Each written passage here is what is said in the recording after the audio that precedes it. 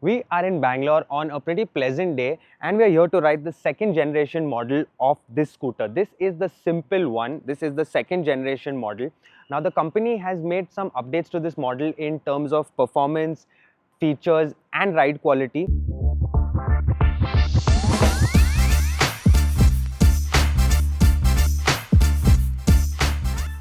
The model we got to experience for this first ride is the top-spec variant with a 5 kWh battery pack. The Simple One also gets a 4.5 kWh option and the Simple One S is the entry-level model with a 3.7 kWh battery pack. In terms of styling, this is a sporty and aggressive scooter, and Simple have kept the design almost the same. There are just a few very minor changes like the panels at the front and this one over here have been updated. You get new mirrors. The rear has also been made sleeker, but you won't be able to really tell the differences in terms of design between this unless you put it against the older model. The overall build quality and fit and finish can only be considered okay as there are some areas with visible panel gaps. In terms of ergonomics, I'm around 5 foot 7 inches and here's how I fit on the scooter. Now as you can see, I cannot completely flat foot to the ground, but that's because this is a wider seat. What Simple have done with this model is reduce the seat height by around 16 mm to make it more accessible, and they have also put new foam into the seat to make it slightly stiffer. And I did around 45 to 50 kilometers with the scooter today and I was quite impressed with the comfort that it offers. Simple have also amped up the performance of the Gen 2 of this model. Now what they have essentially done is added two new riding modes, which are Eco X and Sonic X, which come at both the ends. So you have Eco X, Eco, Ride, Air, Sonic and Sonic X. Those are all the 6 ride modes that you have. The EcoX mode is tuned to analyze a rider's throttle input, adapt to the environment around, and is the mode which is set to deliver the 265 km IDC estimated range. Ideally, this mode is only usable for short rides on narrow and slow speed back roads. Sonic X, on the other hand, is now the quickest mode, getting the scooter from 0 to 40 km per hour in a claimed 2.55 seconds and a claimed top speed of 115 km per hour. It offers slightly sharper response than the Sonic mode, but the acceleration can feel a bit jerky for inexperienced riders.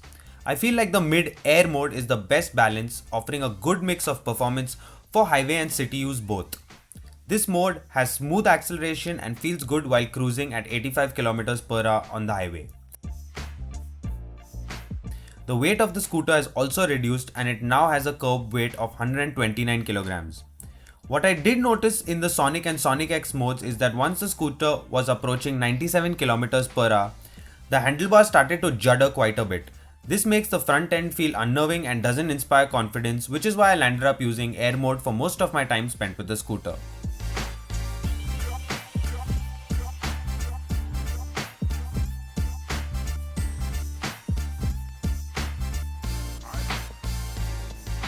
This top variant gets a fixed 5 kWh battery pack, and this battery pack is said to be denser, lighter and more efficient than before.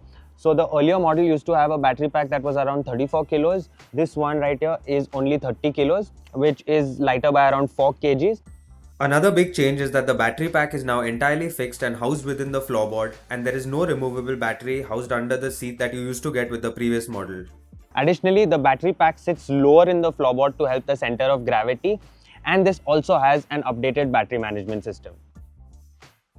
Considering the short amount of time that we spent with the scooter, riding range is something we will have to test properly later on. This 5 kWh variant is set to take 5 hours and 20 minutes to charge from 0 to 80% with the portable charger. Despite having a curb weight of 129 kg, it feels light and nimble on its feet, is easy to flick into corners, transitions from one side to another effortlessly, and is very easy to maneuver in and out of parking spots. When it comes to the ride quality, Simple has also reworked the suspension at both ends, and it did really feel nice at slow speeds when you're going over speed breakers and potholes. At higher speeds, when you are going to hit really bad potholes, you are going to feel a slight judder. But yeah, the overall ride quality is quite nice. This scooter gets disc brakes at both ends, and Simple tells us that the brake pads have been updated for better performance. Now, I did feel out in my ride today that the braking performance is adequate for the levels of performance that this scooter offers. The only thing I did feel is that when you are in the top Sonic X, the quickest Sonic X mode, and you try to only use the front brake, the initial bite is a bit dull, but that is solved by just using both the brakes at once.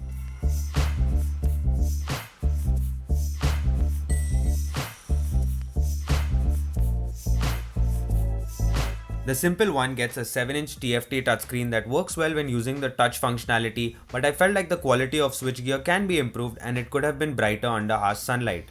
The joystick on the left hand side gives easy access to some of the features, but it did not work well and had to be pushed multiple times to react. Meanwhile, on the right side, the cruise control and park assist features share a switch. Bluetooth connectivity, turn-by-turn navigation, hill hold and other connectivity features are also included in the package. I used the traction control in road mode and it did not cut power unnecessarily, and regen braking could be felt properly in the highest mode while decelerating from around 60 km per hour. Overall, it has a vast feature list, but the functionality of these features occasionally feel iffy and could do with some refinement. Additionally, in terms of practicality, the scooter gets a 35-litre boot and at the front a USB charging port and a 1-litre storage pocket as well. The Simple one Gen 2 is a step forward over the earlier model. The performance upgrades like the new ride modes make it more versatile, and in air mode it's a quick and enjoyable scooter for both city and highway use. The lighter battery pack, improved seat comfort and reworked suspension do improve the overall riding experience over short rides. That said, it continues to have its share of flaws. The handlebar judder at speeds over 95 km per hour, inconsistent build quality and refinement of features take away from what is otherwise a fairly promising package.